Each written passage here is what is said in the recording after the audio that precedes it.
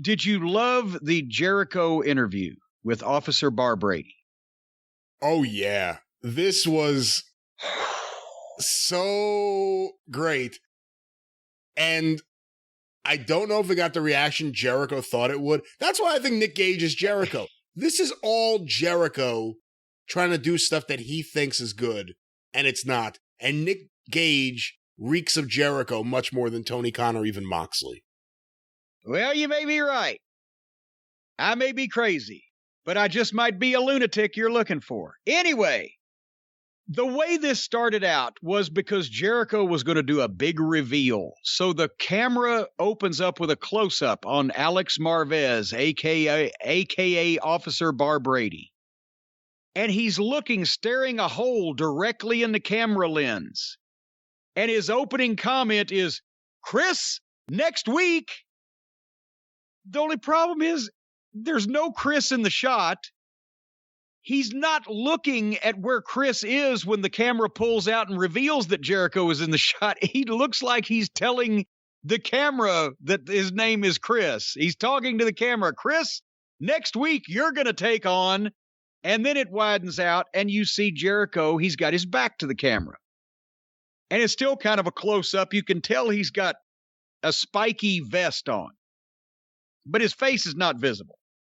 And he does the promo where he's bringing, since he's facing the most violent, demented person, he's bringing the most violent, demented version of Chris Jericho.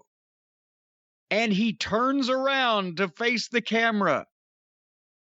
And he calls himself the Painmaker.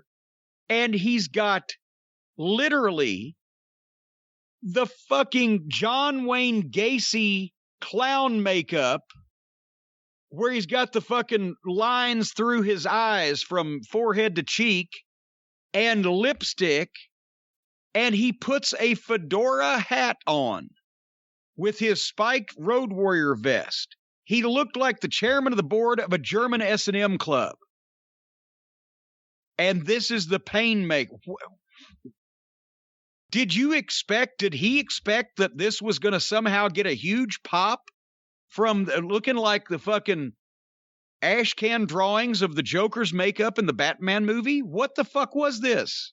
This was a throwback to something he did a few years ago in New Japan that I didn't like, that a lot of people, for some reason, are like, "Oh, it's great. Jericho's great over there." And I'm like, no, he looks like shit. His work is sloppy. And this whole Painmaker thing is lame. So now, of course, he's bringing it back to AEW. And even if you were going to do it, if you were going to say, this man, this wrestling legend, is so terrified by the pizza cutter and the pizza delivery man that he'll be wrestling next week, that he is going to come back as this crazy Painmaker character from Japan, I can understand an argument for that. He just had the shit backstage ready to go. The same night this confrontation happened, he just had the spikes and the makeup ready in case of emergency? Just in case. And also, wouldn't it have helped? Have they ever mentioned this on the television program, that he was the Painmaker in Japan? Or do they just assume, probably because it's true, anybody that would watch this fucking program knows everything that's ever happened in Japan?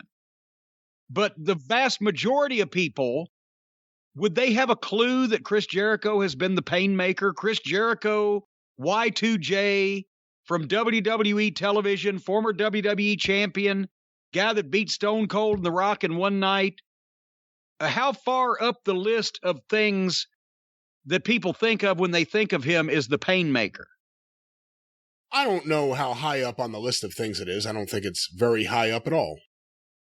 And they've never explained this on AEW television. I can't say that because it just sounds like the kind of thing Excalibur would throw into commentary. You know, in Japan, he was the Painmaker, and he wrestled at the Tokyo Dome. You know, it just sounds like nobody listens to excrement. I'm talking about they've never actually had Chris talk about it or videos of such, whatever. No, he was kind of like a glammed out Jericho at the beginning. And then he went off the rails with the glammed out character, and then he came back as the biker character, and now the Painmaker is a whole new thing. Maybe you can get Mark Bolan to do his makeup next week. How dare you disgrace the name of the great songwriter and singer of T-Rex by associating him with Chris Jericho. I do apologize. You should be ashamed of yourself. Also, to all the Bang-A-Gong Get It On fans. Mambo Sun, that's his best song.